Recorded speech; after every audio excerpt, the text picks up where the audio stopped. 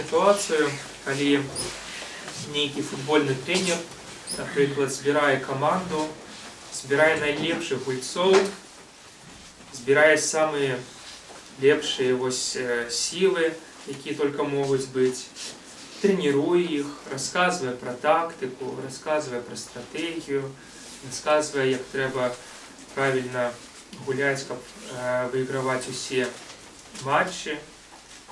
І раптам ён іх пытае: ну, як вы лічыце, я хто? Яны кажуць: ну, канечне, ты сапраўдны трэнер, мы бачым твоё майстэрства, мы бачым, наколькі добра ты ўмееш навучаць.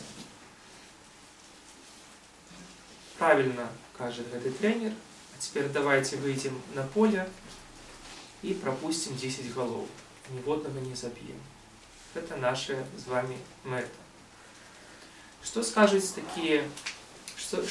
члены ягонай каманды такому трэнеру? Што яны будуць адчуваць, калі яны месяцамі трэніраваліся, калі яны спадзяваліся на тое, што яны выйграюць чэмпіянат, тут раптам ён кажа ім: выходзьце на поле і прайграйце. Вось прыкладна тое самае, ці нават больш, адчуваў апостол Пётр і тыя, хто быў з ім побач. Бо на пытанне Ісуса: за каго вы мяне прыймаеце, кім вы мяне лічыце, Пётр адказаў: ты Месія. Перакладаючы на сучасныя тэрміны, я бы сказаў: ты наш кіраўнік, ты наш валадар, ты наш цар, прэзідэнт, ты наш лідар. В тыя часы быць Месія азначала тое, што чалавек, які казаў, што я Месія, ён фактычна казаў: я новы цар Ізраіля, я новы Давід, я новы Маісей. І гэты новы Маісей, гэты новы цар павінен быў павесці ўвесь народ да вызвалення праз барацьбу, праз вайну, як Ісус Навін захапіў некалі з ізраільскім народам землю ханаанскую, землю, якую Бог паабяцаў даць гэтаму народу, знішчыў усіх ворагаў і усталяваў царства Божие праз тое, што сам цар Давід, Саламон і далей іншыя цары ўзначальвалі гэты народ. І вось каго і з чаго чакалі гэтыя людзі? Новага Месію, новага Давіда, новага Маісея, новага Ісуса Навіна. Калі уважліва чытаць Евангелие, то мы ўбачым, што Ісус насамрэч пастаянна сябе параўноўвае і з Давідам, і з Маісеем, час ад часу нават з Ісусам Навінам. Прытым час ад часу ён кажа, што нават я больш, чым Давід, я больш, чым Маісей. Бо Маісей кажа: у законе напісаў адно, а я вам кажу. Памятаеце гэтую фразу? Ці пра Давіда кажа, таксама параўноўваў: як же ж сын Давіда, ну, карацей кажучы, там былі такія месцы, калі ён параўноўваў сябе з Давідам і казаў, што як бы намякаў сваім вучням, што насамрэч я большы, чым Давід.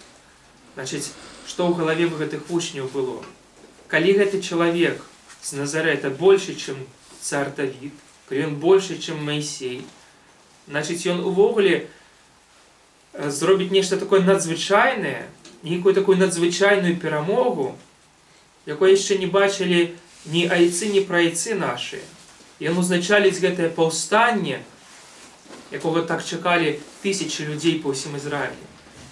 І пакажа нам неверагодную перамогу, якой не бачыў яшчэ Ізраіль ва ўсёй сваёй гісторыі над гэтым язычнікам, над гэтым Рымам. І тут раптам Ісус, пасля таго, як усе уже нарэшце вызналі яго Месіяй, царом, Давідам, Маісеем, ён кажа, што Сыну Человеческому много должно пострадать. І больш за тое, быць убіту, і зусім уже незразумелая, в третий дзень воскреснуць. Паглядзіце, якая сильная реакція Петра. Ён адводзіць Ісуса ў бок, кажа Евангелие, начал прикословить ему. Петр непослухмяно слухає Ісуса, і він каже, що можна уявіць, што і ў якіх словах мог казаць Пётр, гэты чалавек вельмі эмацыйны, які парывісты, ён не стрымлівае сябе ў сваіх эмоцыях. Ён не глядзіць на тое, што хто стаіць побач, хто стаіць навокал, што пра яго падумаюць людзі. Памятаеце, калі яны ўжо пасля воскресення Ісуса яны з вучнямі былі у лодцы, лавілі рыбу. Раптам некаторы кажуць: паглядзі на бераг, ці не настаўнік гэта, ці гэта не Ісус? І Пётр нават не думае, ён скідвае себе адзенне і бяжыць, каб убачыць Ісуса.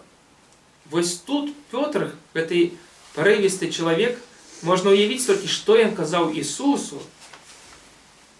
Што ён сказаў Ісусу, які ў адказ сказаў такі страшныя словы свайму найбліжэйшаму вучню: «Отойди от меня, сатана, потому что ты думаешь не о том, что Божие, но что человеческое». И тут Иисус первый раз открыто, явно показывает, что логика Царства Божьего, логика самого Иисуса, и она не такая логика, и она суперечить той логице, якая пануе в этом свете.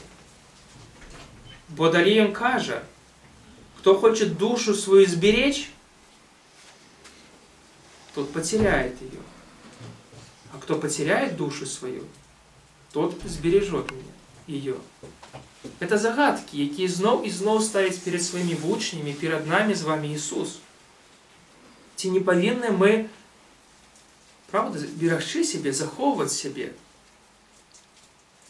сваё жыццё, сваё здароўе? Канешне. Але пры гэтым у нас ёсць небяспека, рэшце-рэшт, все гэта згубіць, страціць. І наадварот, Ісус скажа: хто згубіць душу сваю дзеля мяне і Евангелія, той захавае яе. Што гэта за словы такія дзіўныя? Что это за словы? Кто хочет идти за мною, отвергни себя и возьми крест свой и следуй за мною. У той момент, у той час было зразумела, што прапановвае Ісус сваім вучням, што прапановвае гэты трэнер сваім членам сваей команды. Пойдите и давайте все разом загинем. Першым буду я, а наступнымі будьце гатовы, магчыма, будзеце вы. Мы ведаем, што большая колькасць апосталаў і далей вучняў Христовых, яны сапраўды паміралі за веру. Хто зразумее гэтыя словы? Нам лёгка іх чытаць, але давайте спрабуем успрыняць іх на глыбіні свайго сэрца. Калі Ісус кажа не толькі Пятру, а кажа кожнаму з нас: «Ідзі за мной, забудь сябе дзеля Евангелия и будь готовы памерці разом со мной». І калі у той час гэта было зразумела, што вучняў чакае канкрэтная фізічная смерць на крыжы, таму яны і баяліся, калі Ісуса распялі, яны таксама баяліся, яны ўсе разбегліся. Чаму яны разбегліся? Бо яны ведалі, што сёння на крыжы вісіць ён, а заўтра прыйдуць, схопяць іх, і там будуць вісець яны. І яны пад страхам разбегліся. Але нас з вами не чакае ніякая фізічная смерць. Дзякуй Богу, будзем спадзявацца на гэта, правда? Пакуль што такія часы, калі мы не павінны, як яшчэ 80-90 годаў таму чакалі хрысціяне смерці. Дзякуй Богу, мы не жывем у арабскіх краінах, дзе за спавяданне Евангелия хрысціянаў забіваюць. І гэта адбываецца зараз, у гэты час, пакуль мы тут з вами стаім. І не важна, якой канфесіі гэтай хрысціяне, праваслаўныя яны ці пратэстанты ці католікі. Іх забіваюць за тое, што яны вераць у Ісуса Христа. Але што значыць для нас, тых, перад якімі не стаіць небяспека фізічнай смерці, што значыць для нас гэтыя словы? Ідзі за мной і будь гатовы памерці. І, магчыма, тайну гэтага слова раскрывае нам апостол Павел, які сёння ми чулі такі словы ў пасланні да галатаў. Ён кажа: «Ужо жыву не я, а жыве унутры мяне сам Христос». І яшчэ адным з пасланняў да філіпійцаў ён кажа: «У нас павінны быць, унутры нас павінны быць такія самыя пачуцці». Пад гэтым падразумяваліся не толькі нейкія менавіта пачуцці, эмоцыі, але уласныя думкі, якія меў Ісус Христос. І вось калі мы пачытаем старажытную хрысціянскую духоўную літаратуру, аскетычную літаратуру, то мы бачым, што адна з формул смерці – гэта памерці такім, якім ты ёсць сёння, і стаць новым чалавекам, унутры якога жыве і думае Христос. Чалавекам, які думае і адчувае і жыве так сама, як Христос. І гэта насамрэч самае складанае, што можа быць. Бо мы усе хрысціліся з вами. Мы усе прайшлі, як кажа Павел таксама ў сваім пасланні да рымлянам, мы прайшлі праз як Ной некалі, праз патоп, праз воды патопа, памерлі ў водах хрышчэння і аднавіліся ў Хрысце. Новы патэнцыял новага жыцця дадзены нам у хрышчэнні. Але перад намі стаіць пасля хрышчэння задача, якая? Навучыцца думаць, як думаў Христос, і навучыцца адчуваць так, як адчуваў гэта Ён. А гэта самае складанае, таму што мы дзесяцігоддзямі ўжо ходзім у царкву, ходзім у храм, але наша мысленне яшчэ абсалютна тое самае, як і ва ўсіх людзей, што навокал нас. І адчуванне нашай, пачуцці, эмоцыі тыя самыя, як у іншых людзей. У гэтым мы нічым не адрозніваемся ад іх. Чаму? Таму што у нас няма такой глыбокай унутранай працы, якая павінна быць у хрысціянаў. А што гэта за праца? Гэта навучыцца думаць, літаральна думаць тыя думкі, якія думае Христос.